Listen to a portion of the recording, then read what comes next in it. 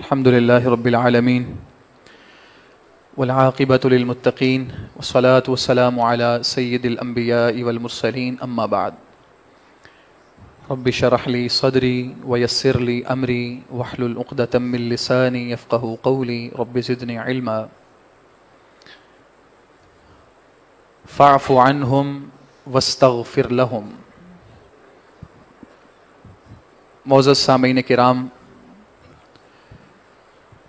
نبی کائنات علیہ الصلاۃ والسلام کے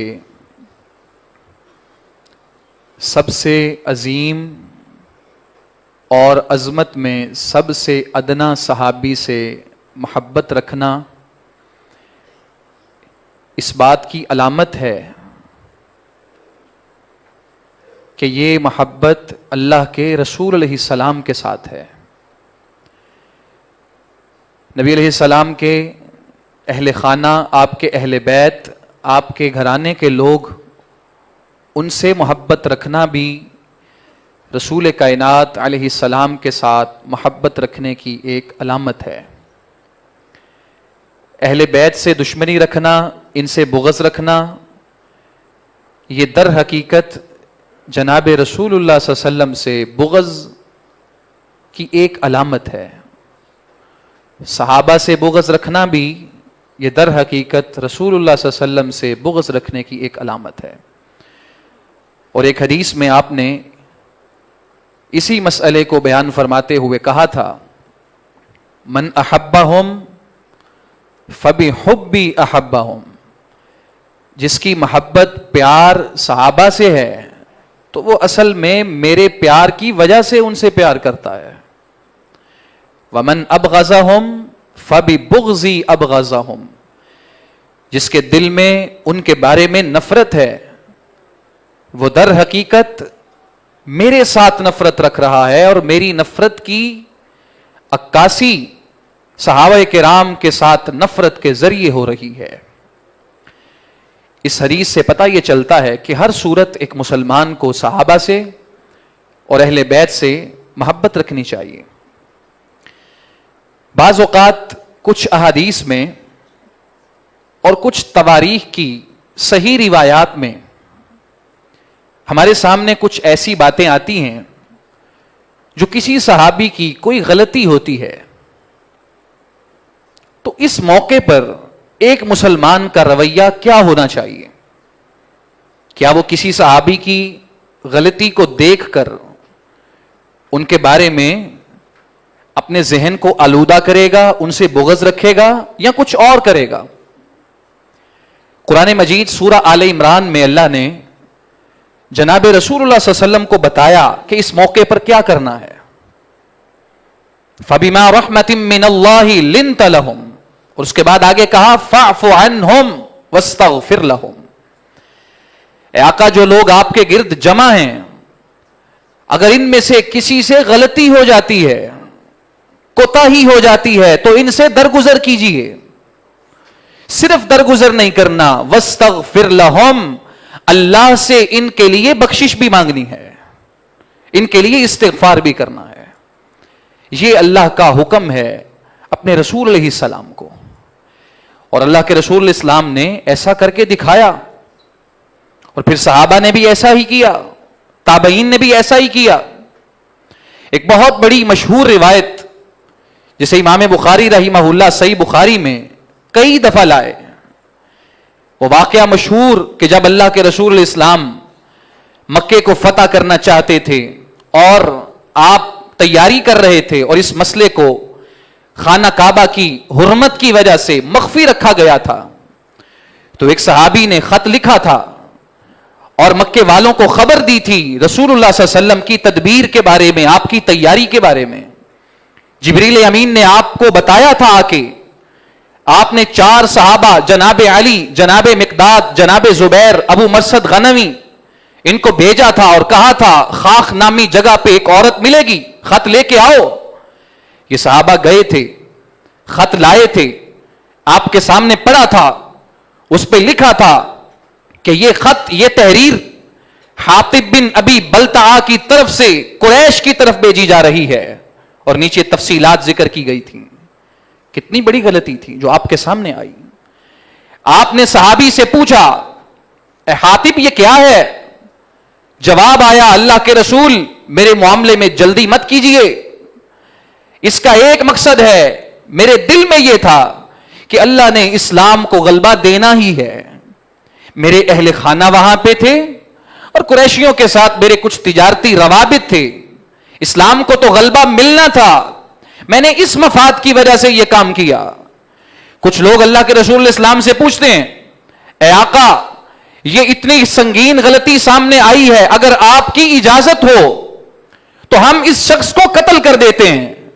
لیکن رسول کائنات الاسلام نے وہاں پہ جو جملہ ارشاد فرمایا اسے سمجھیے، اور صحابہ کرام کی زندگی بھر کی کوئی غلطی اگر میرے اور آپ کے سامنے آتی ہے تو میرا آپ کا طرز عمل کیا ہو اس کو جانیے. آپ نے کہا تھا دعوہ، اس کو چھوڑ دو، اس صحابی کو کچھ نہ کہو. پھر آپ نے کہا تھا کیا تم اس بات کو نہیں جانتے انہو قد شہید بدرا، کہ بدر کے میدان میں جب کفر اور اسلام کا پہلا معرکہ ہو رہا تھا تو یہ میرا صحابی اس میدان میں شریک ہوا تھا. اور کیا تم اس بات کو جانتے نہیں ہو کہ بدر میں شریک ہونے والے وہ تھے جنہیں اللہ نے آسمان سے جھانک کے کہا تھا اعملوا یا اہل بدر، اے بدر والو آج کے دن کے بعد تم جو بھی عمل کر لو قد غفرت لکم، میں نے تمہیں بخش دیا ہے. کہا جنہیں اللہ نے بخش دیا انہیں میں سزا کیسے دے سکتا ہوں؟ رسول اللہ صلی اللہ علیہ وسلم کا رویہ تو یہ ہے. کسی صحابی کی غلطی سامنے آئی ہے، آپ کا رویہ یہ ہے کہ آپ معاف کر رہے ہیں، درگزر کر رہے ہیں. اور اس سے بڑی مثال کیا ہوگی؟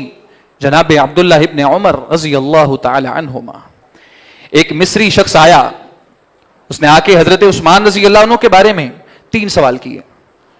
اس نے کہا اے ابو عبد الرحمن بتائیے کیا جناب عثمان بدر میں شریک ہوئے تھے؟ کہا نہیں.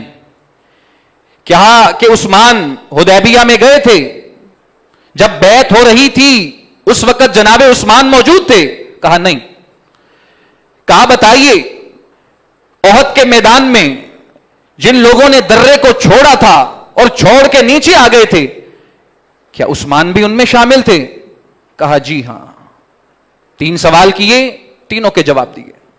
وہ شخص چلا گیا اور لوگوں میں مشہور کرنے لگا کہ عبداللہ بن عمر حضرت عثمان کے بارے میں یہ کہہ رہے ہیں. اس کا مقصد تھا ان کی تنقیص کرنا، ان کے بارے میں بدظنی اور بدگمانی پھیلانا. جناب عبداللہ ابن عمر نے اسے واپس بلایا اور اس موقع پہ کیا کہا؟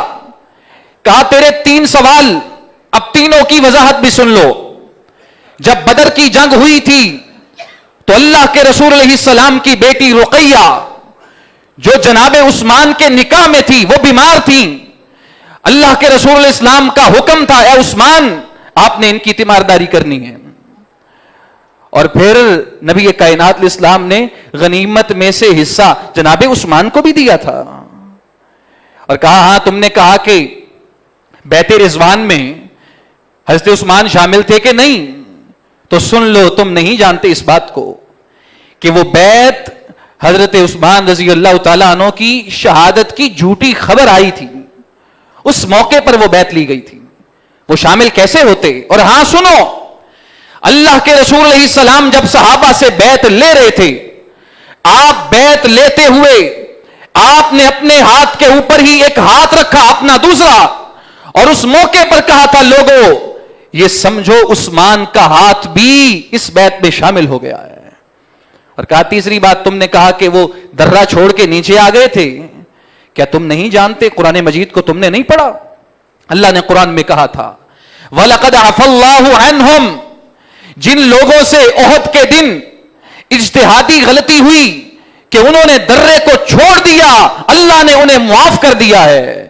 کہا جب اللہ نے ان کو معاف کر دیا تو تیرے اور میرے پاس کسی انسان کے پاس یہ اختیار نہیں ہے کہ وہ ان کو ہدف تنقید بنا کے ان کی شان میں کمی کرنے کی کوشش کرے.